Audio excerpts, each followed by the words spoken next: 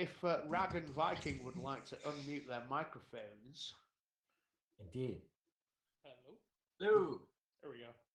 Okay. Turn up your mic a little bit, Viking. Yeah, sure. Yeah. Turn it up, pump it up. Okay, welcome to two of the Many Hats Club's coolest dudes. Coolest Dudes. Yeah. And also part and parcel of the engineering team behind what we're doing tonight. And it was a last minute hassle, let me tell you. Yeah. It moved quickly. So part of why this is working at all is down to these guys. So thanks be to them. And over to you, chaps. What do you want to talk about? Well, I guess what we always talk about, really intelligence and stuff like that, the fun stuff. Awesome. Yeah. So I suppose we should probably introduce ourselves, yeah? You want to go first, Rag? Yeah. I'm unlike the other people who've been on so far, newer to the industry professionally. I got my first InfoSec job in June, so a couple of months now. And that's in the aviation industry, specifically sort of threat hunting and looking for vulnerabilities throughout the aviation sector. So that's who I am. That's kind of where you want vulnerabilities to be found, right? Oh yeah. In the aviation industry. Protecting the skies. Yeah, quite. Well, I'm Cyber Viking. I have a beard. I drink beer. And that's all I think I'm legally allowed to say for now. I'm not sure. I'm still going through the paperwork. But could be quick, this. We're both kind of security researchers. We do intelligence-based research and other security research. So we do tend to have a crazy background and some crazy stories that we come across. Mainly this year alone, like 2019 for us has been crazy. Like it's been from tracking school shooters to finding mass amounts of vulnerabilities in systems all over the world. Right. Pick a story. Go ahead and start. Should we start with the NASA one?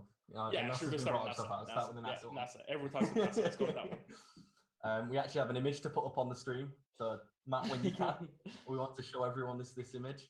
I'm waiting for it to update. For context, this my father's disabled, so every time he loves rockets, he loves space. So every time there's a space launch, I sit down and I watch the rocket launch as well. So this hot Pacific day, I was sitting there watching a SpaceX launch, and I was thinking, wow, I wonder has anyone ever pen tested the rocket? Like, I'm sure people have, but I was sitting there, I was wondering, you know what? It'd be amazing to be able to pen test a rocket. So first thing I did, straight to Twitter, I was like, oh, I wonder if anyone ever pen tested a rocket. And then anyone talk to me about this.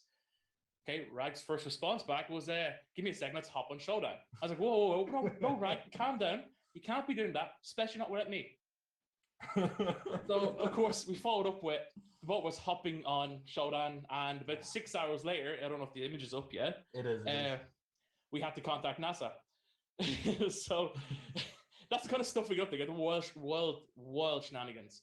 Was it 40 or so vulnerable systems ranging from just like anonymous FTP through to just random IoT devices, exploding kettles. Yeah, there's just so much stuff. The kettles with the particle accelerator, that wasn't NASA. Can I ask a quick question here? Yeah, sure. So the beer farmers a few months ago were asked to contribute to a Forbes article about NASA being hacked. Has any of this shit to do with you? Wasn't us. Can you confirm or deny? We were responsible with the way we did this. Yeah, we got the contact, and the tweet on the right in the picture got taken down, and then for about 3 weeks after, everyone had screenshots of the tweet and we're sending us them. Yeah, because it was pretty hilarious. Yeah. But it's not just that. Like, we do other massive amounts of different crazy bits of research. Our favorite at the moment is like tracking people down. I absolutely love it.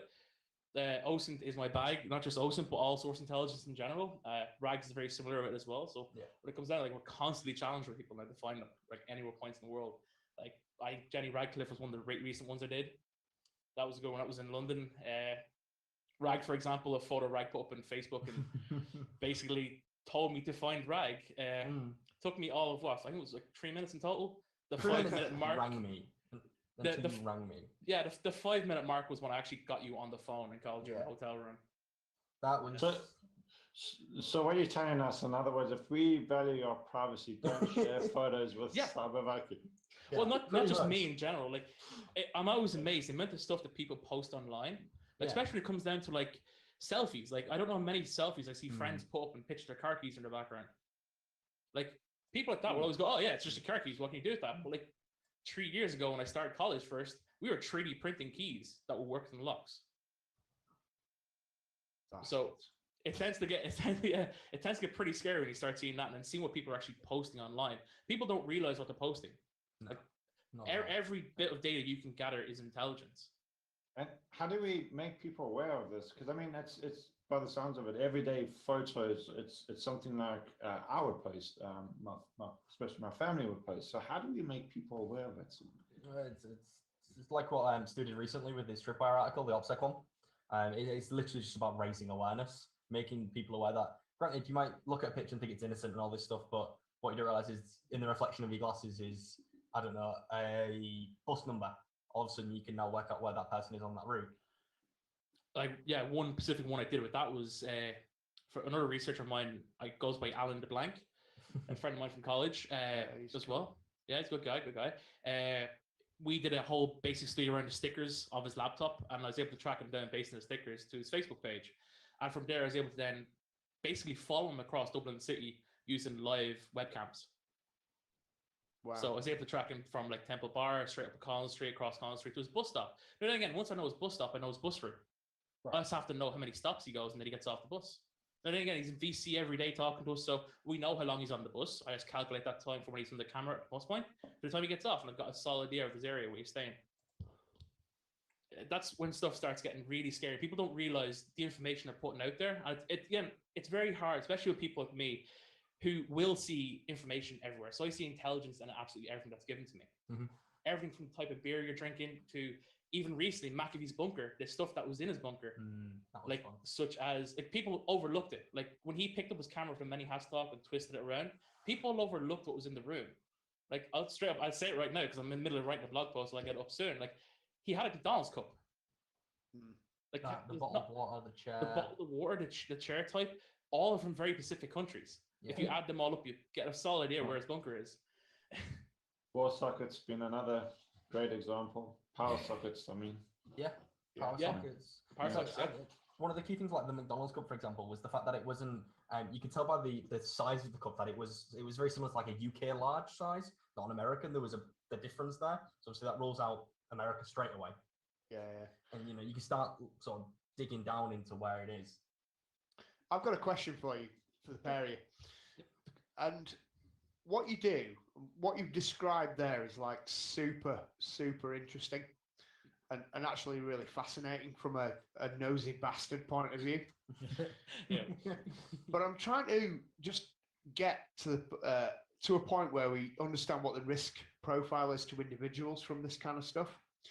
So on the one hand, my mum's probably not going to be a victim of what you guys are doing. Yeah? Yeah. Well, I should hope she isn't anyway.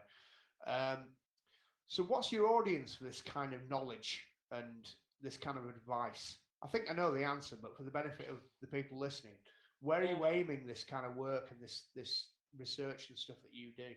So I do it more as a hobby now than anything else. Yeah. So when I do, I tend to try share what I've learned over doing this as a hobby to everyone around me. So I'll always tell people, when you come down to how does it affect normal people, the best way I can describe it is a friend of mine from college posted on Facebook where he got his new apartment in Dublin City.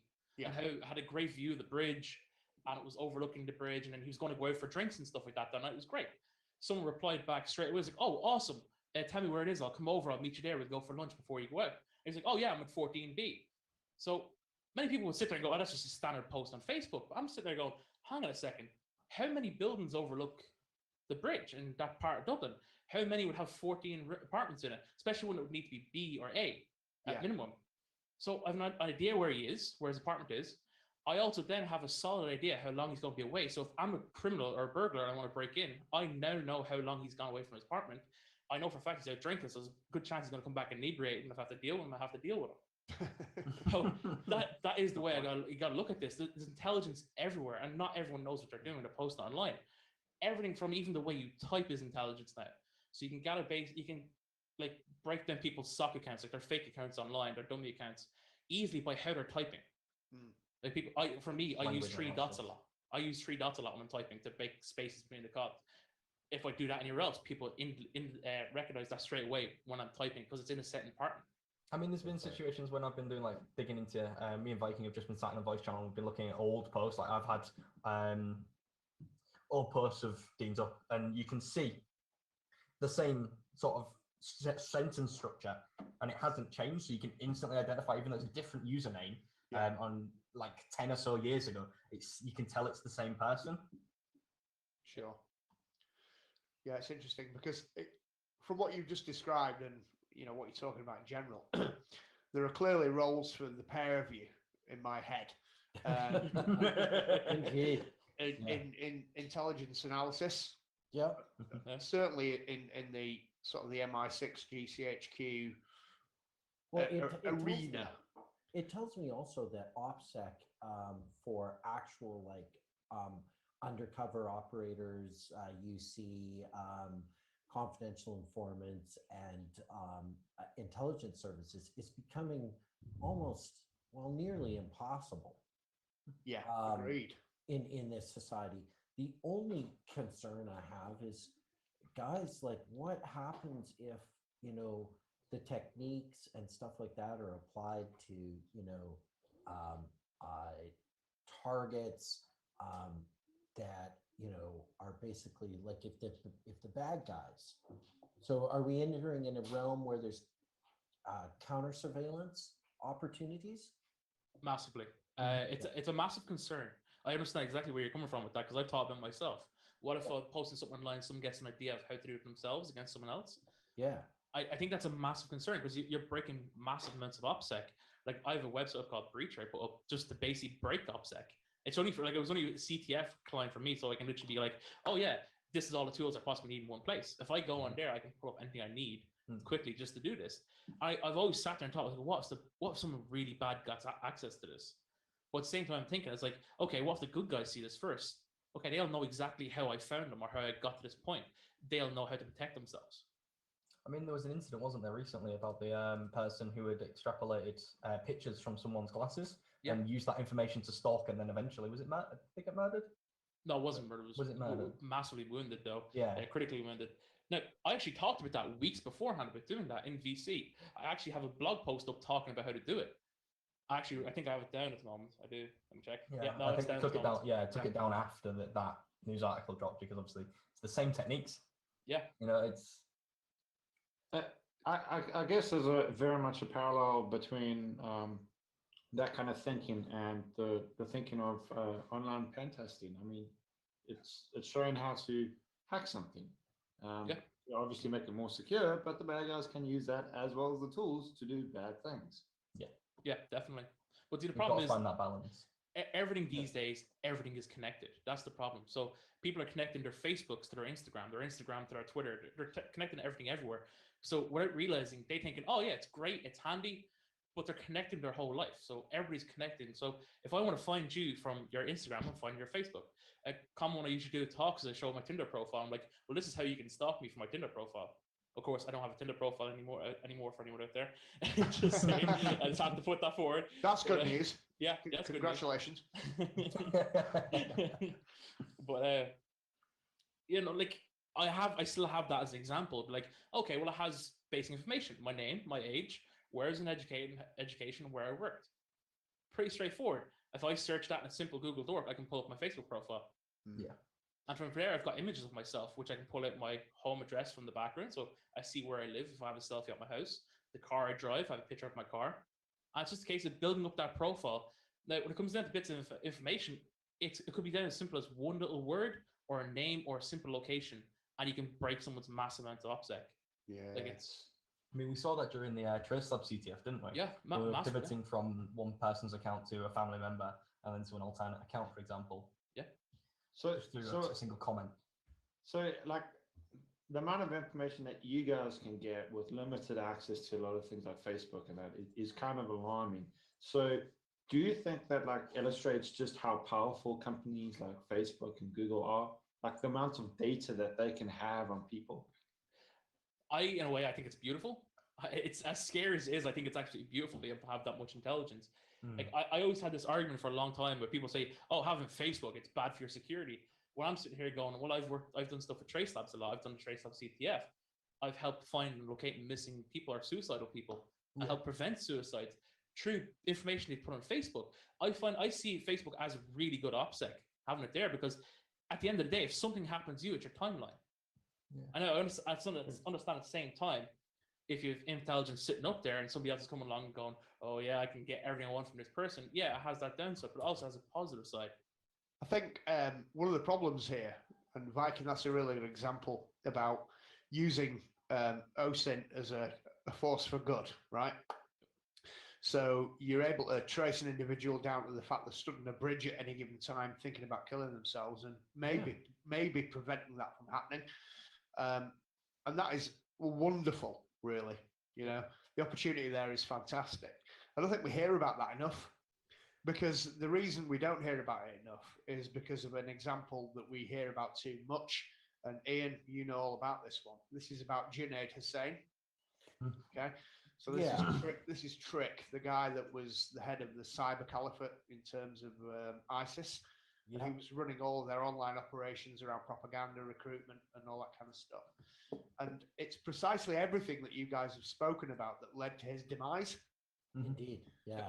It was about people doing the work that you guys do that led to a guy in Langley or somewhere over in a remote location with a joystick in his hand, firing a hellfire down from the skies that blew him away and killed him. And that makes the news, and that's all about using OSINT and technology and all that kind of stuff generally for a war-related outcome. But I don't think we hear enough about the other reasons why it's great. And that's kind of the thing I was trying to tease out about what the use cases are for it. Well, I think too, like if you read a lot of the cyber criminal indictments where the cyber criminals have tried to practice rudimentary OPSEC, but the investigators, the FBI, and the specialists have figured out their dastardly their plans, you know. Yeah. And again, this is all about, you know, where to look and how to look, and then, you know, apply technology and data science to it. And all of a sudden we now know that Bitcoin is not an anonymous currency.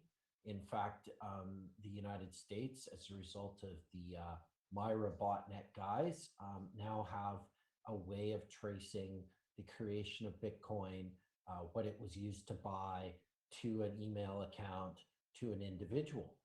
Yeah. So we're living in a world where I think, you know, what Cyber Viking and Rag are really talking about is the idea that this is a technique, a tool, a service, if you will. OSINT as a service can be applied for really positive things. Great. It can also be applied for really negative things. Yeah, no, completely agree. So, okay, in the couple of minutes we've got left, guys, what are you up to next? What's the next year or 6 months look like for you? For me, I can't really answer that. I don't know what way it's going to go at the moment, but I don't know. I think my first purchase will be a drone if I get some money together. I have to win the lotto and I have to get that drone in there, and then I think it was an IMSI catcher as well. We need Rag and a few other things. We need another satellite. Yeah, we need another satellite. Yeah. So, I honestly can't say. I don't know. The way things have went in 2019, I hope it doesn't go bad, but it could go better than it did. If it goes better, hell, like, it's gonna be amazing. 2019 this year for me has been absolutely spectacular, especially increasing my career, increasing my knowledge, helping as many people as I can in the world, and just making that bit of a difference. Yeah. I don't know about you, Rag. What way are you going? Well, work. I mean, it's recently I've been able to start doing OSINT a bit more professionally, and that's great. And it's probably carrying on with that and trying to get maybe into stuff like the Treadstone, counterintelligence courses, that type of stuff. But yeah, just carrying on what we've been doing this year, really. Brilliant. No, that's cool.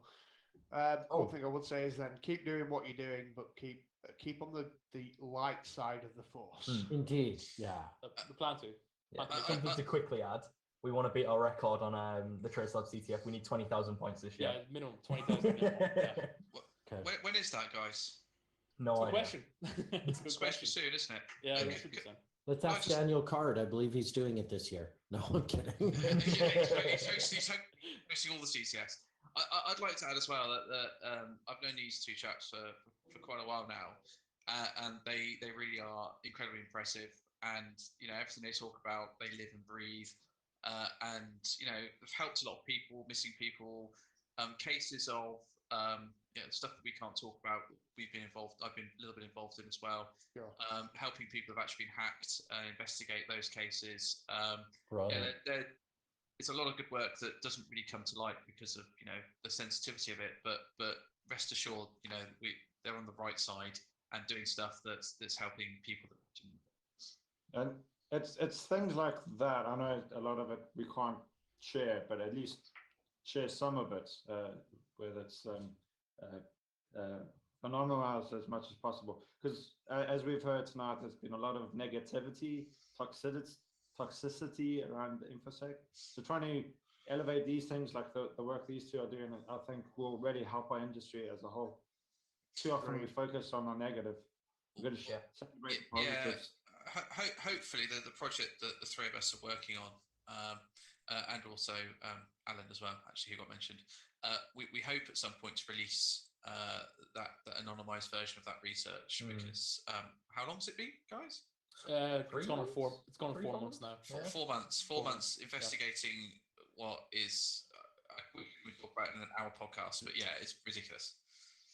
And is this work that you guys are doing in your own time as well? Yeah. Yeah, purely. Oh, awesome. It's all about helping people. For me, it goes back to me as a child wearing the Superman costume, going, I want to make a difference in the world. And it's still this today. I still feel like I wear that costume. I want to help people and to make a difference. I don't care about the money. I as I've said before, I could live on minimum wage and be happy as long as I know I'm making a difference in the world. Can't argue with that. So it sounds like you are. So thank you.